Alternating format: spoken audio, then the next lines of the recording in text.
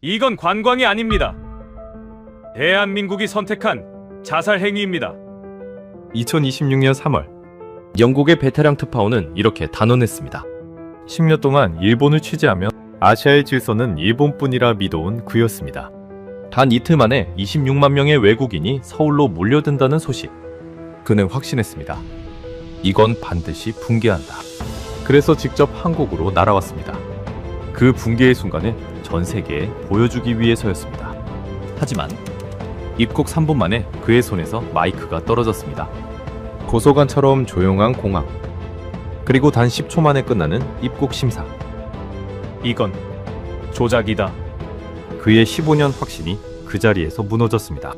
도대체 대한민국은 일본과 무엇이 달랐던 걸까요? 오만한 영국 기자를 완벽하게 굴복시킨 그 소름돋는 충격의 현장. 지금 바로 확인해 보십시오. 그 전에 잠깐 이야기를 시작하기 전에 구독과 좋아요 눌러주시면 정말 감사하겠습니다. 어디에서 듣고 계신지도 댓글에 남겨주시고 함께 해주세요. 저는 제임스 해밀턴입니다. 영국의 콧대 높은 유력 언론사에서 무려 15년째 수석 특파원으로 일하고 있는 자타가 공인하는 베테랑 재난 및 사회 인프라 전문 기자입니다. 지난 10년이라는 꽤 긴 시간 동안 저는 아시아 특파원이라는 묵직한 직함을 달고 이웃나라 일본 도쿄의 한복판에 머물렀습니다. 그 긴 세월 동안 제 머릿속에 아주 깊고 단단하게 뿌리내린 그 어떤 폭풍에도 절대 흔들리지 않을 확고한 신념이 하나 있었죠. 그것은 바로 아시아라는 척박한 대륙에서 진정한 질서와 완벽한 행정 시스템, 그리고 고도로 성숙한 시민의식을 갖춘 선진 국가는 오직 일본 한 곳뿐이다라는 참으로 거만하고도 편협한 생각이었습니다. 영국의 엘리트 지식인이라는 우월감에 깊이 빠져있던 저는 한국이라는 나라가 아무리 짧은 시간 안에 한강의 기적을 이루며 경제적으로 눈부신 외형적 성장을 이루었다 한들 그 속 빈 강정처럼 얄팍한 시스템은 언젠가 거대한 재난이나 예기치 못한 인파 앞에 종이배처럼 처참하게 무너져 내릴 것이라고 굳게 믿고 있었습니다. 제가 쓴 수십 편의 칼럼에서 저는 늘 한국의 성장을 사상 누각이라 깎아내렸고 그들의 발전은 그저 세계 경제의 흐름을 잘 탄 일시적인 운이었을 뿐이며 진정한 국가의 품격과 위기의 순간에 발휘되는 진짜 국격은 결코 하루아침에 벼락치기로 만들어지는 것이 아니라고 전 세계 독자들을 향해 오만하게 단언했었죠. 그러던 2026년 3월의 어느 날이었습니다. 전 세계 언론계와 도시공학, 재난관리, 학계 전체가 그야말로 발칵 뒤집히는 거대한 지진 같은 충격적인 소식이 전해졌습니다. 한국이 낳은 세계적인 아이돌 방탄소년단의 완전체 광화문 무료 컴백 공연을 보기 위해 단 이틀이라는 짧은 시간 만에 무려 26만 명이라는 천문학적인 숫자의 외국인이 대한민국 서울이라는 좁은 도심으로 한꺼번에 쏟아져 들어간다는 공식 발표가 나온 것이죠. 저는 런던 본사의 편집국 모니터 앞에서 그 뉴스를 보자마자 아주 비릿하고 조롱 섞인 조소를 터뜨렸습니다. 제 오랜 경험상 영국 런던의 자랑인 히드로 공항이나 미국 뉴욕의 심장인 존 F 케네디 공항이었다면, 아니 제가 그토록 완벽하다고 찬양해 마지 않던 일본의 심장 나리타 공항이었다 하더라도 하루에 10만 명이 넘는 이방인의 인파가 한순간에 몰리면 그 즉시 국가의 모든 통제 시스템이 비명을 지르며 붕괴하고 맙니다. 입국 심사대의 출입국 직원들은 살인적인 과로와 스트레스를 견디지 못해 쓰러지고 수십만 개의 크고 작은 수화물은 주인을 찾지 못한 채 거대한 산처럼 뒤엉키며 길을 잃고 분노한 여행객들의 끔찍한 폭동과 거친 욕설이 공항 로비를 가득 채우는 것. 그것이 제가 15년간 전 세계의 굵직한 행사 현장을 누비며 수도 없이 목격해온 절대 빗나가지 않는 재난의 뻔한 공식이었으니까요. 서양의 덩치 큰 선진국들도 벌벌 떠는 그 무시무시한 재난을 아시아의 그 작은 반도 국가가 단 이틀 만에 감당하겠다고 나선 겁니다. 저는 영국의 데스크 본부장에게 책상을 내리치며 단호하게 보고했습니다. 본부장님, 이것은 K-팝의 축제가 아닙니다. 대한민국이라는 국가가 전 세계를 상대로 벌이는 참으로 비참하고 멍청한 국가적 자살 행위입니다. 그들의 얄팍하고 어설픈 행정력은 이 거대한 인파의 쓰나미 앞에서 처참하게 산산조각 날 것이며 저는 그들의 시스템이 무너지는 순간을 전 세계에 생중계할 것입니다. 저는 그 길로 곧바로 한국행 비행기 티켓을 끊고 짐을 챙겼습니다. 제 크고 무거운 가방 속에는 런던에서 특별히 공수해온 고성능 소음 측정기와 수십만 명의 혼돈과 패닉을 단 한순간도 놓치지 않고 생생하게 담아낼 최고급 렌즈의 카메라가 무기처럼 쥐어져 있었죠. 저의 목적은 아주 명확하고 단 하나뿐이었습니다. 26만 명의 인파에 짓눌려 처참하게 붕괴하는 대한민국. 인천국제공항의 생지옥을 전 세계에 일면 톱기사로 가장 먼저 폭로하고 제가 몸담았던 일본의 우익 언론들이 그토록 침을 흘리며 기다려온 한국의 완벽한 실패를 위대한 특종으로 바치는 것이었습니다. 14시간의 길고 지루한 비행 끝에 비행기가 인천 앞바다의 상공을 가르고 서서히 고도를 낮추기 시작할 때 저는 비행기 작은 창밖으로 내려다 보이는 한국의 땅을 보며 속으로 쾌재를 불렀습니다. 이제 곧 비행기 문이 열리면 마주하게 될 그 아비규환의 처참한 현장을 머릿속으로 수백 번도 넘게 시뮬레이션하며 혀를 차며 한숨을 내쉬었죠. 피난민처럼 끝이 보이지 않게 뱀처럼 다리를 튼 입국 심사 대기줄, 화장실을 찾지 못하거나 수화물을 분실해 반짝이는 대리석 바닥에 주저앉아 엉엉 오열하는 외국인 관광객들, 밀려드는 인파의 압력을 통제할 힘을 상실하고 이리저리 우왕좌왕하며 소리만 지르며 허둥대는 공항 직원들의 절망적인 표정. 저는 마치 거대한 적군과의 전투를 앞둔 백전노장의 사령관처럼 비장하게 고성능 카메라의 렌즈를 헝겊으로 꼼꼼히 닦으며 비행기의 육중한 문이 열리기만을 기다렸습니다. 마침내 도착을 알리는 경고음이 울리고 비행기의 문이 조용히 열렸습니다. 저는 무거운 장비 가방을 어깨에 단단히 둘러매고 누구보다 먼저 전투적으로 입국장 통로를 향해 걸음을 내디뎠습니다. 그런데 말입니다. 비행기와 연결된 탑승교를 지나 입국장으로 이어지는 길고 넓은 복도를 꺾어들어서는 그 첫 번째 순간부터 제 온몸의 솜털이 일제히 쭈뼛 서는 참으로 기괴하고 낯선 위화감을 강렬하게 느꼈습니다. 가장 먼저 15년 경력의 베테랑 기자인 저를 맹렬하게 당혹스럽게 만든 것은 다름 아닌 소리의 부재였죠. 귀청을 찢을 듯한 거친 고함과 알아들을 수 없는 여러 나라의 혼돈 섞인 소음, 지친 여행객들의 분노에 찬 욕설과 짜증이 거대한 돔 형태의 천장을 찌를 듯이 가득 채워야 마땅한 공간인데 이곳은 무언가 보이지 않는 거대한 진공청소기가 세상의 모든 소음을 한 번에 빨아들인 것처럼 숨이 막힐 정도로 고요했던 겁니다. 저는 등줄기를 타고 서늘한 식은땀이 흐르는 것을 느끼며 황급히 어깨의 가방을 열어 런던에서 가져온 최고급 소음 측정기를 꺼내 전원을 켰습니다. 분명 제 두 눈앞에는 수백 편의 비행기에서 쏟아져 나온 수만 명의 피부색이 다른 외국인 인파가 거대한 파도처럼 끊임없이 밀려 들어오고 있었으니까요. 저는 제가 가져온 기계가 비행 중의 기압 차이로 완전히 고장 난 것이 틀림없다고 생각하며 기계의 화면을 거칠게 두드렸습니다. 하지만 붉은빛을 내뿜는 디지털 화면에 아주 선명하게 찍힌 숫자는 놀랍게도 65데시벨을 가리키고 있었습니다. 65데시벨이라니요. 이것은 사람들의 속삭임만 간헐적으로 들리는 영국 런던의 아주 낡고 조용한 시립 도서관에서나 측정될 법한 평화로운 수치였죠.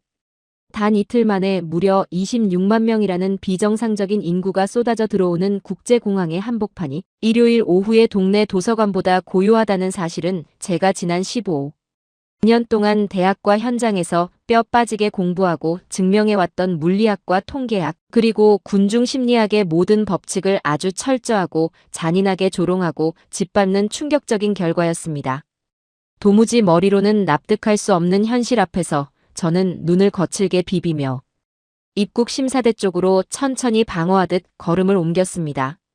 제 예상대로라면 수천 명이 한꺼번에 몰려 수백 미터의 대기줄이 이리저리 엉키고 밀치고 싸우며 폭동 직전의 무법천지 상태여야 할 그 거대한 심사대 앞의 홀은 두 눈을 뜨고도 믿을 수 없을 만큼 쾌적하고 티끌 하나 없이 텅 비어있는 상태였습니다. 바닥의 대리석은 마치 호수처럼 맑게 거울처럼 반짝였고 그 수많은 사람들이 오가는데도 종이컵 하나, 휴지 조각 하나 굴러다니지 않는 그 압도적이고 지독한 청결함에 제 호흡이 순간 턱하고 막히고 말았죠. 수만 명의 인파가 에스컬레이터를 타고 끊임없이 밀려오고 있었지만 그 방대한 인파 속에서 그 누구 하나 조금이라도 빨리 가겠다고 새치기를 하거나 앞사람의 어깨나 캐리어를 거칠게 밀치며 큰 소리로 불만을 토로하지 않았습니다. 마치 보이지 않는 거대한 지휘자의 아주 정밀하고 섬세한 손길에 맞추어 일사불란하게 움직이는 세계. 최고의 오케스트라 단원들처럼 수만 명의 사람들의 발걸음은 저마다 일정한 리듬을 유지하며 거대한 강물이 흘러가듯 아주 부드럽고 완벽하게 입국 심사대를 향해 빨려 들어가고 있었던 겁니다. 그리고 바로 그 심사대 앞을 관찰하던 순간 저는 대한민국이라는 나라의 IT 기술력과 헌신적인 행정력이 결합하여 만들어낸 진짜 무섭고 소름 끼치는 민낯을 정면으로 마주하고 맙니다. 수백 대에 달하는 최첨단 자동 출입국 심사 기기들이 푸른빛과 붉은빛을 조용히 번갈아 반짝이며 단 1초의 오차도 없이 쉴 새 없이 돌아가고 있었는데 캐리어를 끈 수많은 이방인들이 그 투명한 기계 앞에 서서 여권의 바코드를 올리고 카메라를 쳐다보는 순간 정확히 10초 만에 닫혀있던 유리 게이트가 소리 없이 열리며 사람들이 한 명씩 흔적도 없이 사라지고 있었던 겁니다. 저는 제가 10년 동안 살며 그토록 입이 마르도록 찬양에 맞지 않던 일본 도쿄 나리타 공항의 풍경을 머릿속에 떠올리지 않을 수 없었습니다. 그곳에서는 수기로 적은 종이 서류 뭉치를 들고 고압적인 표정의 심사관 앞에 서서 도장 하나를 받기 위해 그리고 팩스로 서류가 넘어오기를 기다리기 위해 굽이굽이 처진 줄에서 최소 2~3시간을 꼿꼿이 서서 무릎이 끊어질 듯한 끔찍한 고통을 견뎌야만 했죠. 그런데 지금 제 눈앞에 한국에서는 그 엄청난 절차들이 지문과 안면 인식이라는 고도의 기술을 통해 단 10초 만에 기계처럼, 아니 기계보다 더 완벽하게 처리되고 있었던 겁니다. 서양의 그 잘난 공항들조차 수시로 전산망이 마비되어 수백 편의 비행기가 지연되는 사고가 빈번한데 이 나라의 서버는 26만 명의 데이터가 한꺼번에 쏟아져 들어오는데도 단 한 번의 에러나 버퍼링조차 허용하지 않고 있었습니다. 하지만 저를 진정으로 무릎 꿇고 굴복시킨 것은 그런 차가운 전자기계와 첨단 디지털 기술의 화려함만이 아니었습니다. 저는 카메라 렌즈에 줌을 당겨 자동심사대 옆에 마련된 유인 입국심사대 부스 안을 아주 집요하고 날카롭게 관찰했습니다. 기계에 익숙하지 않은 노인들이나 어린아이를 동반한 가족들을 위해 마련된 그곳에는 제가 평소 전 세계 어느 공항에서나 보던 빳빳한 제복을 입은 정규 출입국 심사관들만 앉아있는 것이 아니었죠. 공항 곳곳에서 일반 행정 업무나 사무를 보던 평상복 차림의 수많은 공무원들과 직원들까지 모조리 입국 심사 부스에 총동원되어 밀려드는 외국인들의 여권을 무서운 속도로 그러나 한없이 친절한 미소로 확인하고 도장을 찍어주고 있었습니다. 저는 나중에 취재를 통해 알게 된 사실이지만 한국 정부와 공항공사는 방탄소년단의 이 거대한 공연 사태를 인지하자마자 이를 국가적 재난 상황에 준하는 출입국 특별 최고 관리 기관으로 선포하고 한국을 찾은 이방인들의 입국 심사 대기 시간을 단 1분이라도 줄이기 위해 공항 전체의 시스템과 국가의 명운을 걸었다고 하더라고요. 행정이나 비심사 부서에서 일하던 인원들까지 전원 현장으로 긴급 투입하여 그야말로 피를 말리는 방어전과 같은 전투 심사를 벌였던 겁니다. 대통령과 장관의 특별 지시가 떨어지기 무섭게 수많은 공항 직원들과 심사관들은 누가 시키지 않아도 스스로 꼭두새벽 조기 출근과 철야 연장 근무를 자처했고 자신들의 퇴근 시간을 반납해가며 공항 내에 단 하나의 인파 병목 현상도 절대 허용하지 않겠다는 무서울 정도의 지독한 집념을 보여주었습니다. 공항 터미널 곳곳에 거리를 두고 배치된 수백 명의 노란 조끼를 입은 자원봉사자들과 안내 직원들의 이마에는 쉼없는 응대로 송글송글 땀방울이 맺혀 있었지만 그들의 지친 표정에는 짜증이나 억지로 일한다는 피로감이 단 한 조각도 존재하지 않았습니다. 오히려 국가의 얼굴인 이곳에서 이 거대한 전 세계적인 행사를 우리 손으로 완벽하게 치러내고 있다는 아주 뜨겁고 숭고한 자부심이 그들의 눈빛에 촛불처럼 환하게 깃들어 있었죠. 넓은 환승구역에서 길을 잃고 스마트폰을 쥔 채 당황해 어쩔 줄 모르는 멕시코 출신의 노부부에게 한 젊은 여직원이 다가가 유창한 영어와 스페인어를 섞어가며 따뜻하게 미소 짓고 그들의 탑승권과 짐을 꼼꼼히 확인한 뒤 출구 앞 셔틀버스 탑승구까지 직접 자신의 발걸음을 맞추어 동행해주는 그 아름다운 뒷모습을 보면서 저는 마치 망치로 뒤통수를 아주 강하게 후려맞은 듯한 엄청난 인지 부조화와 충격에 휩싸여 현기증을 느꼈습니다. 그리고 심사를 마치고 내려간 1층 수화물. 수취대 앞에서도 이 말도 안 되는 기적 같은 광경은 멈추지 않고 계속되었습니다. 모터 소리와 함께 컨베이어 벨트가 돌아가자 여행객들의 짐이 쏟아져 나오기 시작했는데 제 눈앞에 나타난 제 낡은 캐리어는 그냥 컨베이어 벨트 위에 아무렇게나 던져져 뒹굴고 있는 것이 아니었습니다. 비행기에서 짐을 내리고 싣는 보이지 않는 곳의 조업사 직원들이 여행객이 조금이라도 허리를 덜 굽히고 편하게 짐을 들어 올릴 수 있도록 수십만 개의 크고 작은 짐 가방, 손잡이를 모두 사람이 서 있는 바깥쪽을 향해 일제히 세워둔 채 소름이 돋을 정도로 가지런하게 정렬시켜 놓은 채로 벨트 위에 올려보내고 있었죠. 이것은 그 어떤 훌륭한 매뉴얼이나 권력자가 억지로 시켜서 되는 일이 아닙니다. 업무 지침에 얽매인 억지 노동이라면 절대 수십만 개의 가방을 이렇게까지 정성스럽고 완벽하게 배려할 수 없었을 겁니다. 제 옆에서는 무거운 대형 캐리어를 벨트에서 내리려다 무게를 이기지 못하고 비틀거리는 서양인 여성을 향해 그저 묵묵히 길을 지나가던 평범한 한국인 중년 남성이 다가가 아무 말 없이 그 무거운 짐을 번쩍 들어올려 바닥에 안전하게 내려주었습니다. 그리고는 자신에게 쏟아지는 당황 섞인 고맙다는 인사를 굳이 들으려 멈추지도 않고 그저 가벼운 눈인사 한 번만을 남긴 채 묵묵히 다시 제 갈 길을 걸어가는 쿨한 모습을 보여주었죠. 저는 가슴 앞에 덜렁거리는 그 비싸고 커다란 고성능 카메라를 참아 내 손으로 들어올려 사진을 찍을 엄두조차 내지 못했습니다. 그 찰나의 순간 저는 지난 15년 동안 오직 서양의 이기주의적인 잣대로만 세상을 평가하며 오만하게 쌓아 올렸던 제 모든 재난 이론과 논문들이 이 거대하고 완벽한 대한민국 공항에 반짝이는 대리석 바닥 위에서 아주 처참하게 가루가 되어 산산조각 나는 것을 온몸으로 느꼈습니다. 눈앞에 펼쳐진 이 비현실적인 평화와 질서는 막대한 국가 예산과 돈을 발라 만든 겉보기에만 화려한 콘크리트 인프라의 승리가 결코 아니었습니다. 자신의 자리에서 묵묵히 땀 흘리며 불평 한마디 없이 헌신하는 이름 없는 공무원들과 직원들 그리고 남에게 피해를 주지 않고 타인에 대한 깊은 배려를 마치 호흡하는 것처럼 본능적으로 장착한 이 위대한 나라. 국민들이 다 함께 만들어낸 거대하고 경건한 대한민국의 위대한 심장이 뛰는 박동소리였죠. 하지만 그럼에도 불구하고 저는 속 좁은 제 수치심과 처참한 패배를 순순히 백기 들고 인정하고 싶지 않았습니다. 오만한 서양 엘리트 특파원이라는 헛된 자존심이 제 마음속에서 마지막 발악을 치며 속삭이고 있었죠. 그래, 정신 차려라 제임스. 이곳 공항은 어찌됐든 한 국가의 첫인상을 뼈저리게 결정하는 대외적인 첫 관문이니 이렇게 죽기 살기로 기를 쓰고 통제했을 거야.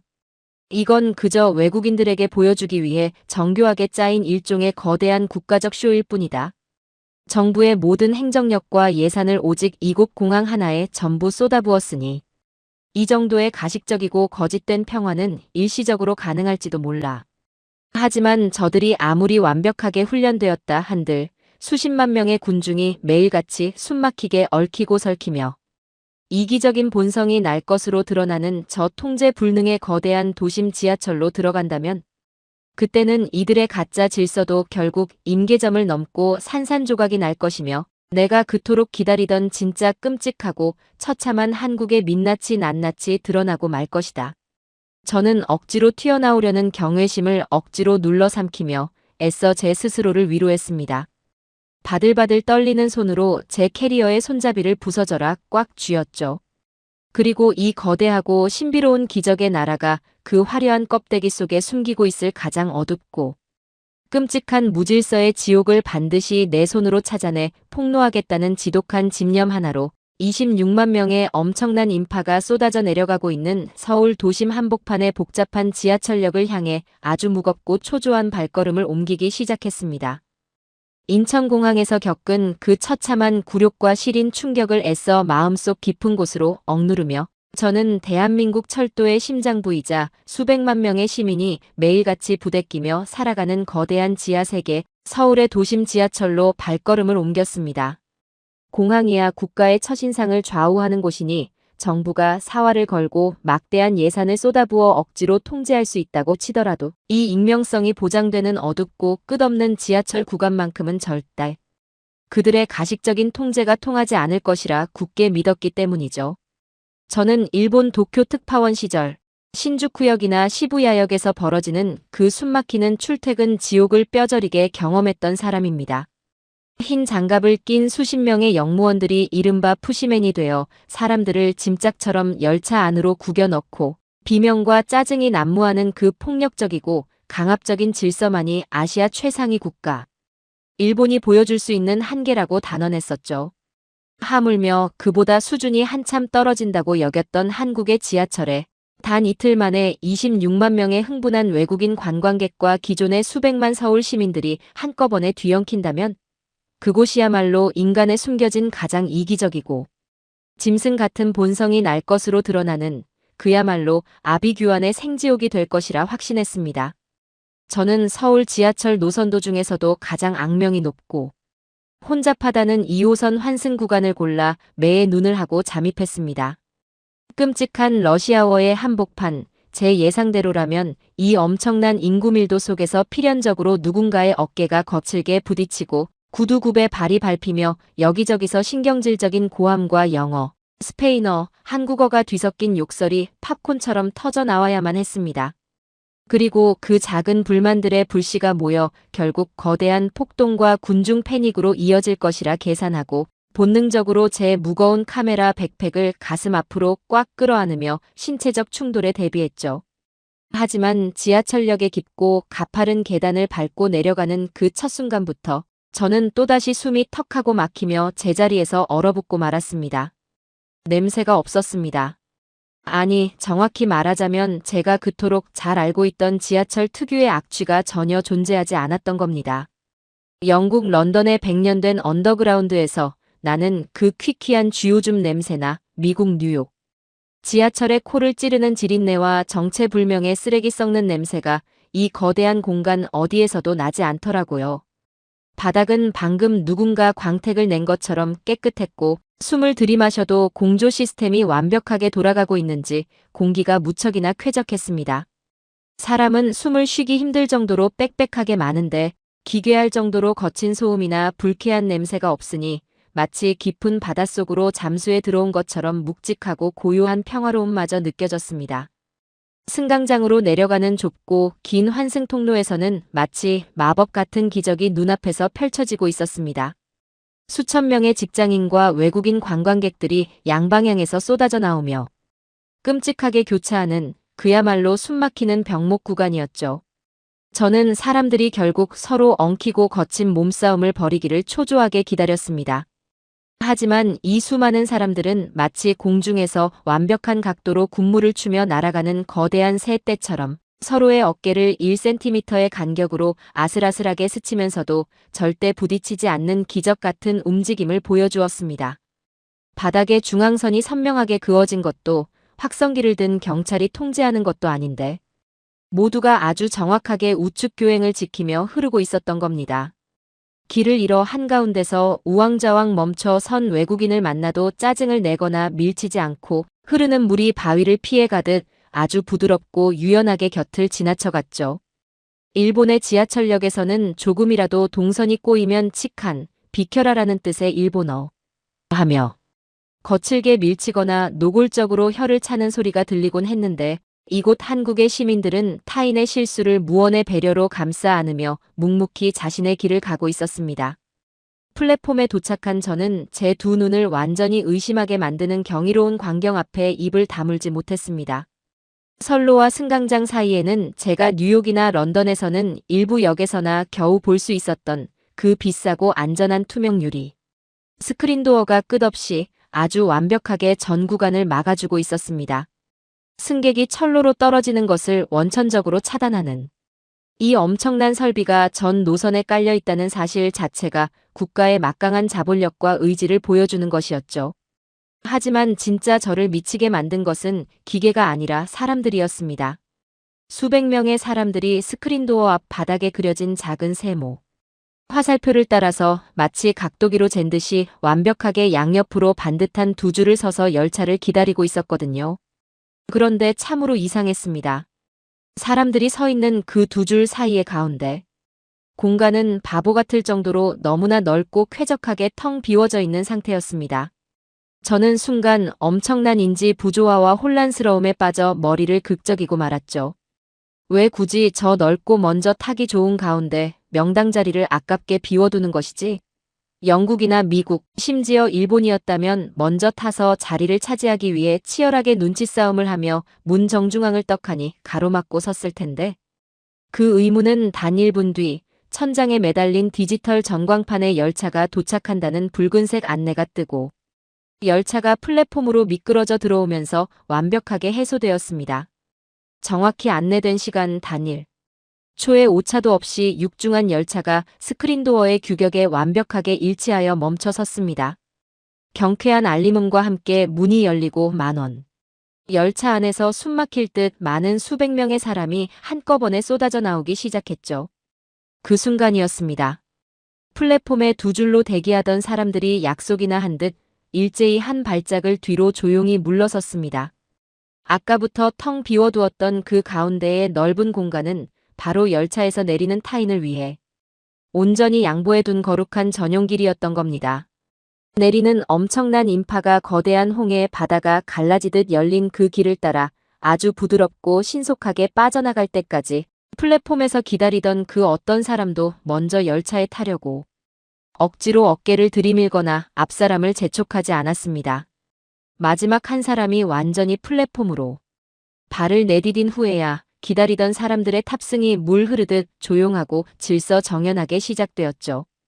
아무도 남을 밀치지 않았고 서두르지 않았습니다. 열차가 꽉 차서 더 이상 탈 공간이 없어지자 뒤에 줄을 서 있던 사람들은 무리하게 자신의 몸을 구겨 넣거나 닫히는 문을 가로막는 몰상식한 행동을 단 한 명도 하지 않았습니다. 일본 도쿄의 그 야만적인 푸시맨들이 억지로 사람을 밀어넣어 뼈가 으스러질 듯한 고통을 주던 풍경과는 너무나도 대조적으로 한국인들은 그저 쿨하게 한 걸음 뒤로 물러나 스마트폰을 꺼내며 다음 열차를 여유롭게 기다릴 뿐이었습니다.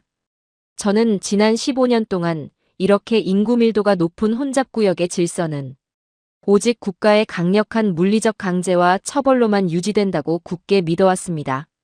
선명한 차선 표시와 곤봉을 든 경찰의 무서운 감시, 그리고 무자비한 벌금만이 인간의 짐승 같고 이기적인 본성을 억누를 수 있다고 제 논문에 수도 없이 썼었죠. 하지만 이 거대한 서울의 지하철역 어디에도 사람들을 위협하는 경찰이나 강압적인 통제 요원은 단 한 명도 보이지 않았습니다.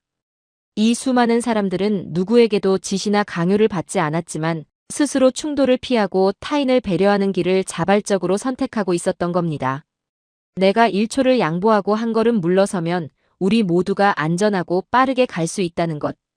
개인의 얄팍한 이기심보다 타인에 대한 존중을 앞세우는 이 위대한 사회적 합의는 100년의 철도. 역사를 자랑한다는 일본조차 발끝에도 미치지 못할 엄청나게 높은 수준의 시민의식이었습니다.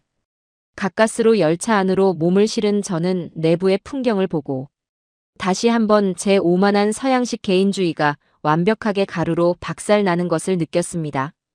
출근 시간에 만원 열차 안은 발 디딜 틈 하나 없이 빽빽하게 수많은 사람으로 가득 찼지만 이 공간은 기괴하리만치 고요했습니다. 누구 하나 큰 소리로 옆 사람과 떠들거나 휴대전화 통화를 무례하게 이어가는 사람이 없었죠. 차량 내부에 조용히 통화하세요라는 촌스러운 경고문이 덕지덕지 붙어 있지 않아도 전화가 오면 모두가 입을 막고 아주 작은 속삭임으로 지금 지하철 안이라서 시끄러우니 이따 내려서 전화할게라며 황급히 통화를 끊어버렸습니다. 이 좁고 밀폐된 공간은 내 마음대로 떠드는 개인의 영토가 아니라 모두가 함께 숨쉬고 피로를 푸는 공유의 공간이라는 사실을 모두가 본능적으로 공유하고 있었던 것이죠. 내 옆에 선 낯선 타인에게 단 한 줌의 불쾌감이나 소음도 주지 않겠다는 한국인들의 이 지독할 정도의 배려심에 저는 온몸에 소름이 돋았습니다. 게다가 제 눈앞에서는 제 평생의 연고를 비웃는 듯한 감동적인 장면이 조용히 지나갔습니다. 지팡이를 짚은 백발의 노인이 힘겹게 열차에 올라타자 일반 좌석에 앉아 꾸벅꾸벅 졸고 있던 젊은 학생이 마치 좌석에 스프링이라도 달린 것처럼 벌떡 일어나는 것이 아니겠습니까? 그 학생은 자신이 피곤하다는 내색 하나 없이 너무나 당연하다는 듯이 자리를 내어드리고는 말없이 손잡이를 잡았습니다. 일본에서는 노약 좌석조차 젊은이들이 차지하고 이어폰을 꽂은 채 자는 척 외면하는 일이 비일비재했는데 이곳 한국에서는 굳이 노약 좌석이 아니더라도 약자를 향해 자리를 내어주는 것이 마치 숨을 쉬는 것처럼 일상적이고 자연스러운 문화로 자리 잡고 있었던 겁니다. 더욱 기적 같은 일은 방탄소년단의 아리랑 컴백 공연을 보기 위해 전 세계 각국에서 몰려든 그 수많은 외국인 관광객들조차 이 압도적인 한국의 질서에 완벽하게 동화되어 버렸다는 사실입니다. 본국에서는 길거리에 쓰레기를 마구 버리고 지하철에서 큰 소리로 노래를 부르며 떠들었을 서양의 젊은이들과 중동의 소녀들이 누가 강제로 시키지도 않았는데 한국인들처럼 스크린도어 양옆으로 반듯하게 줄을 서고 만원 열차 안에서 쥐 죽은 듯 숨을 죽인 채 남에게 피해를 주지 않으려 노력하고 있었습니다. 이것은 단순히 돈이 많아 시스템을 잘 구축한 나라의 풍경이 아니었습니다. 자신들보다 도덕적으로 그리고 문화적으로 훨씬 뛰어난 차원의 시민의식이 이방인들을 압도하여 그 위대한 문화가 낯선 외국인들의 얄팍한 본성마저 완벽하게 교화시키고 순종하게 만드는 기적의 마법이었습니다. 저는 가방 속에서 애지중지하며 품고 다녔던 그 두꺼운 영국의 재난 통제 매뉴얼 책자를 꺼내어 지하철역 쓰레기통에 조용히 찢어버렸습니다. 일본이 아무리 겉보기에 깔끔하게 각을 잡고 강압적인 규칙을 강요한다 한들 한국인들이 수십 년간 뼈를 깎으며 축적해온 이 자발적이고 따뜻한 연대의 힘, 스스로 타인을 위해 길을 내어주는 이 거룩한 마음의 질서는 앞으로 100년이 지나도 절대 흉내조차 낼 수 없을 거라는 확신이 제 가슴을 강하게 때리고 있었습니다. 제 평생의 연고와 오만했던 자존심이 서울의 깊은 지하 한복판에서 산산조각 났지만 이상하게도 제 입가에는 이 위대한 시민들을 향한 경외심 가득한 미소가 번지고 있었죠. 하지만 진짜 인류의 기적은 오늘 밤 26만 명의 촛불이 모이는 그 광화문 광장에서 저를 기다리고 있었습니다. 지하철에서 겪은 그 충격적인 패배감을 가슴에 품고 저는 마침내 이 거대한 국가적 실험의 최종 목적지이자 인류 역사상 가장 위험한 화약고가 될 것이라 확신했던 그곳 서울 광화문 광장으로 발걸음을 옮겼습니다. 운명의 2026년 3월 21일 저녁 8시 방탄소년단의 아리랑 컴백 공연을 보기 위해 전 세계 190여 개국에서 몰려든 26만 명의 외국인 인파가 거대한 해일처럼 광화문 일대의 8차선 대로를 빈틈없이 가득 채우고 있었죠. 영국 런던의 트라팔가 광장이나 미국 뉴욕의 타임스퀘어에서 열리는 대규모 새해 행사 때마다 제가 수도 없이 목격했던 것은 흥분한 군중들이 통제선을 무너뜨리고 거리에 쓰레기 산을 쌓아 올리면 결국엔 끔찍한 압사 사고나 기마 경찰의 무자비한 진압으로 끝나는 참혹한 유혈 사태뿐이었습니다. 하물며 아시아의 작은 나라 한국에서 그것도 단일 공연을 위해 26만 명이라는 비상식적인 인파가 통제된 야외 공간에 밀집한다는 것은 물리학적으로 보나 군중 심리학적으로 보나 완벽한 시한폭탄이나 다름없었습니다. 저는 무거운 장비 가방을 고쳐 매며 제 안에 남은 모든 오만함을 긁어모았습니다. 그래, 지하철과 공항은 훌륭했다. 인정하지. 하지만 음악과 열기에 취해 이성을 잃은 26만 명의 거대한 다국적 군중이 한 곳에 엉키는 순간 인간의 짐승 같은 이기심은 기필코 폭발하고 말 것이다. 일본의 마츠리라 불리는 축제조차 수만 명이 모이면 크고 작은 폭력 사태와 쓰레기 문제로 꼴머리를 앓는데 이들의 얄팍한 질서의식이 이 엄청난 밀도를 버텨낼 리가 없다. 저는 서양 언론인 특유의 그 날카롭고 잔인한 관찰자의 시선으로 렌즈에 초점을 맞추며 이 나라의 위선적인 평화가 찢겨나가는 폭동의 첫 서막을 아주 초조하게 기다리고 있었습니다. 하지만 광장에 도착하여 주변을 둘러본 지 불과 10여 분 만에 제 음흉하고 뾰족했던 예상은 또다시 철저하게 빗나가며 뭉개지고 말았습니다. 26만 명이라는 숫자가 도무지 믿기지 않을 만큼 광화문의 웅장한 밤 공기는 너무나도 차분하고 평온하게 가라앉아 있었던 겁니다. 보라색 옷을 맞춰 입고 상기된 표정으로 거리를 걷는 전 세계의 외국인들을 맞이하는 것은 곤봉과 방패를 든 무시무시한 진압 경찰이 아니었습니다. 형광조끼를 입은 수백 명의 자원봉사자들과 평범한 한국의 시민들이 마치 오래전부터 알고 지낸 귀한 손님을 대하듯 자발적으로 길을 터주고 이방인들에게 환한 미소로 방향을 안내하고 있었죠. 가장 저를 경악하게 만든 것은 광장 주변을 둘러싼 거대한 대형 빌딩들과 상가, 상인들의 도무지 믿을 수 없는 대처였습니다. 서양의 콧대 높은 대도시나 일본의 번화가라면 이럴 때 공중화장실의 문을 굳게 걸어 잠그고 깐깐하게 외부인의 출입을 통제했을 텐데 한국의 고층 빌딩들은 오히려 1층 로비의 웅장한 유리문을 활짝 열어젖히고 수십만 명을 위해 기꺼이 자신들의 화장실을 무료로 개방하고 있었습니다. 편의점과 노점 상인들은 축제 특수를 노려 물건값을 두세 배로 부풀리는 치졸한 바가지 요금은커녕 오히려 쌀쌀한 환절기 날씨에 오들오들 떠는 외국인 관광객들에게 따뜻한 캔, 커피와 생수를 정가에 내어주며 화사한 미소로 인사를 건네고 있었죠. 어떤 상인은 아예 종이컵에 따뜻한 보리차를 따라 지나가는 서양 청년들의 얼어붙은 손에 쥐어주기까지 했습니다. 언어가 통하지 않으면 한국인들은 전혀 당황하지 않고 직접 자신의 스마트폰에서 번역기 어플을 켜서 더듬더듬 소통했고 외국인 팬들이 목적지를 정확히 찾을 때까지 끝까지 책임지고 친절하게 동행해 주었습니다. 이것은 단순한 친절이나 환대를 넘어선 대한민국이라는 국가 전체가 하나의 거대한 가족이자 품격 있는 호스트가 되어 이방인들을 보듬어 안는 경이롭고 거룩한 장면이었습니다. 타인에게 폐를 끼치지 않는다는 핑계로 철저히 남의 일에 무관심하고 차갑게 선을 긋는 일본 특유의 메이와쿠 문화와는 뼛속부터 달랐습니다. 한국인들의 질서는 기계적이고 차가운 규칙이 아니라 타인을 향한 적극적이고 뜨거운 정과 연민이라는 위대한 토대 위에 세워져 있었던 것이죠. 그 압도적인 분위기에 취해 군중 속을 헤집고 다니던 바로 그때 제 30년 기자 인생, 아니 제 60평생을 송두리째 뒤흔들어 놓은 끔찍하고도 기적 같은 사건이 발생하고 말았습니다.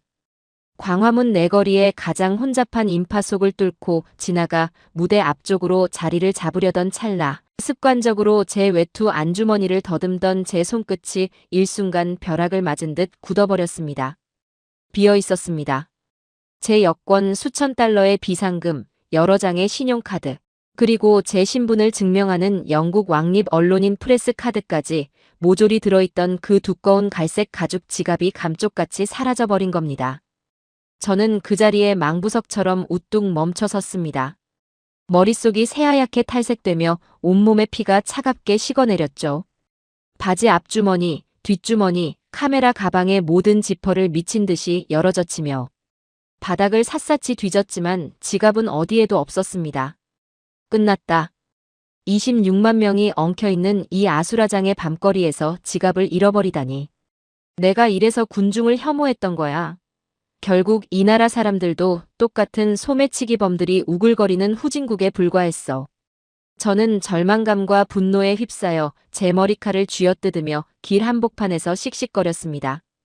대사관 연락처와 당장 오늘 밤 머물 호텔 결제, 그리고 비행기 티켓까지 모든 것이 날아가 버린 처참한 상황. 15년 경력의 냉철한 전문가가 단 한순간의 방심으로 이 낯선 아시아의 밤거리에 완벽한 미아로 전락해버린 겁니다. 서양이었다면 이미 제 지갑의 현금은 누군가의 주머니로 들어갔고 빈 지갑만 하수구에 처박혀 있었겠죠. 그런데 그렇게 절망의 늪에 빠져 고개를 푹 숙이고 있던 제 어깨를 누군가 가볍게 두드렸습니다. 반사적으로 잔뜩 나를 세우며 뒤를 돌아본 제 두 눈앞에는 무릎이 다 늘어난 낡은 등산복을 입고 한 손에 뭉툭한 나무 지팡이를 짚은 백발이 성성한 한국의 어느 할아버지 한 분이 가쁜 숨을 몰아쉬며 서 계셨습니다. 이마에는 땀방울이 맺혀 있었고 깊게 패인 주름진 얼굴은 세월의 거친 풍파를 고스란히 담고 있었죠.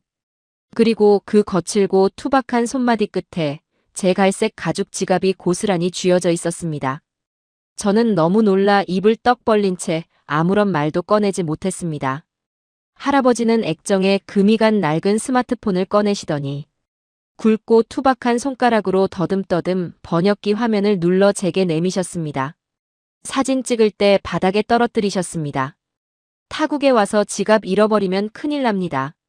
찾아서 다행입니다. 저는 덜덜 떨리는 손으로 지갑을 받아들고 지퍼를 열어보았습니다. 현금, 여권, 카드, 단 1달러의 지폐 한 장조차 빠지지 않고 완벽하게 그대로 있었습니다. 저는 화면을 읽고 또 읽었습니다. 왈칵 눈물이 쏟아질 것 같았죠. 이 몸도 불편해 보이시는 어르신이 대체 그 지갑, 주인의 얼굴 하나를 기억해서 이 26만 명의 엄청난 인파를 뚫고 얼마나 오랜 시간 저를 찾아 헤매셨을까? 말도 통하지 않고 다시 볼 일도 없는 이방인에게 굳이 이런 수고를 할 이유가 전혀 없었습니다. 그냥 그 자리에 모른 척 두고 가셨어도, 심지어 그 안에 현금을 가져가셨어도 이 혼돈의 밤거리에서는 아무도 모를 일이었으니까요. 저는 너무나 죄송하고 감사한 마음에 황급히 지갑에서 100달러짜리 지폐 2장을 꺼내 보상으로 드리려 했습니다. 하지만 할아버지는 아주 단호하면서도 인자한 표정으로 살짝 손사래를 치셨습니다. 마치 내가 그런 푼돈이나 바라자고 이 고생을 한 줄 아느냐며 오히려 조금 섭섭해하시는 듯한 그 표정. 할아버지는 그저 제 어깨를 두어 번 다독여 주시고는 지팡이를 짚은 구분 등으로 다시 그 거대한 인파 속으로 아무런 생색도 흔적도 없이 묵묵히 사라지셨습니다. 저는 사라져가는 할아버지의 뒷모습을 한참 동안 멍하니 바라보며 온몸이 딱딱하게 굳어버렸습니다. 평생을 오직 돈과 이익, 그리고 법적인 매뉴얼로만 돌아가는 차가운 서양의 개인주의 세상에서 살아온 저에게 이 낡은 등산복을 입은 이름 모를 한국 어르신의 행동은 그 어떤 종교적 기적보다 더 거룩하고 충격적인 울림이었습니다. 저 거칠고 굵은 손마디, 그리고 구분 등. 저분은 전쟁의 잿더미 속에서 아무것도 남지 않았던 이 처참했던 나라를 자신의 피와 땀, 뼈를 깎는 희생으로 일궈낸 바로 그 위대한 세대의 어르신이셨을 겁니다. 평생을 자신의 배를 줄이면서도 자식들을 먹여 살리고 낯선 이웃의 굶주림마저 외면하지 못해 자신이 가진 것을 기꺼이 내어주며 살아오셨을 이 나라의 진짜 영웅들. 그분들의 삶 깊숙이 뿌리내린 그 아낌없이 주는 정이 2026년. 오늘날까지 고스란히 이어져 내려와 26만 명의 외국인이 몰려든 이 거대한 축제의 밤을 세상에서 가장 안전하고 따뜻한 공간으로 지켜내고 있었던 것이죠. 제가 평생을 바쳐 맹신해온 인간에 대한 비관적인 재난 이론이 한 한국 할아버지의 묵묵한 뒷모습 앞에서 아주 철저하게 그리고 한없이 부끄럽게 무너져 내리는 순간이었습니다. 하지만 이 위대한 시민들이 만들어내는 기적의 정점은 이제부터가 진짜 시작이었습니다.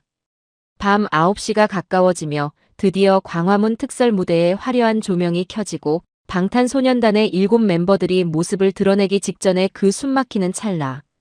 26만 명의 흥분과 밀집도가 그야말로 최고조에 달해 공기마저 팽팽하게 터질 것 같던 바로 그 무대. 정중앙 앞쪽에서 제 귀를 찢는 날카로운 비명과 함께 둔탁한 충격음이 들려왔습니다. 오랜 시간 이어진 비행의 피로와 엄청난 군중의 열기를 이기지 못한 금발의 스페인 소녀 한 명이 의식을 잃고 아스팔트 바닥 위로 쓰러져 버린 겁니다.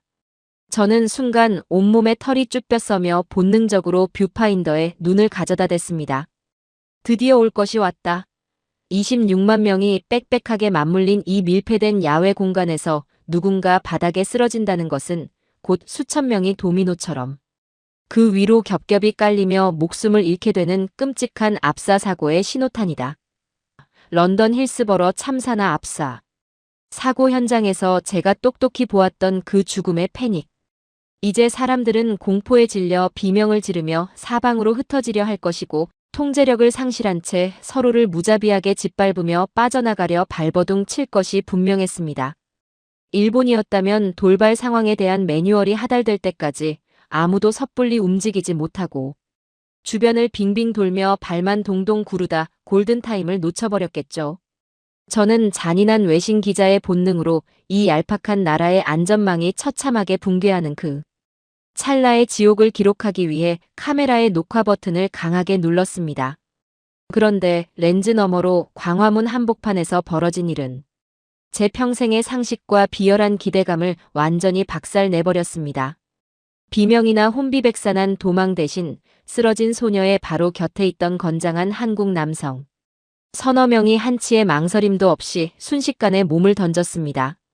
그들은 마치 수백 번의 재난 구조 특수 훈련을 완벽하게 마친 요원들처럼 빠르고 정확하게 서로의 팔을 넓게 뻗어 깍지를 꼈고 뒤에서 밀려오는 엄청난 인파를 온몸으로 막아내며 쓰러진 소녀가 숨을 쉴 수 있는 둥글고 커다란 인간 바리케이드를 쳐냈습니다.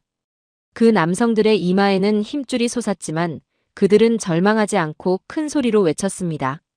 환자가 발생했습니다.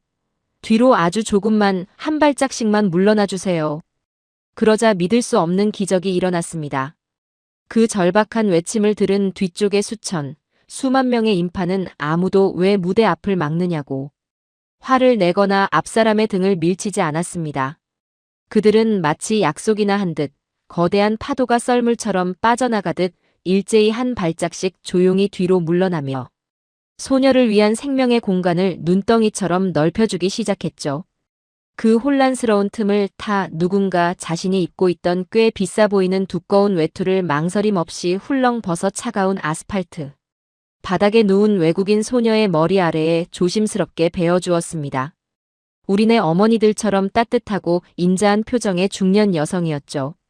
그녀는 소녀의 창백한 손을 꼭 쥐고 끊임없이 말을 걸어주었습니다.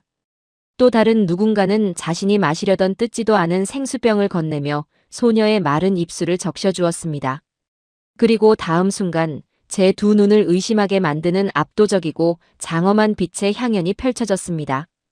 바리케이드를 친 시민들을 중심으로 수천, 아니 수만 명의 사람들이 일제히 스마트폰의 플래시 불빛을 켜고 그것을 머리 위로 높이 들어올려 흔들기 시작한 겁니다. 그것은 저 멀리 광장 끄트머리에 대기하고 있는 구급 대원들에게 응급 환자의 위치를 아주 빠르고 정확하게 알려주는 26만 명이 마음을 모아 만들어낸 거대하고 눈부신 생명의 활주로였습니다. 은하수처럼 반짝이는 그 거룩한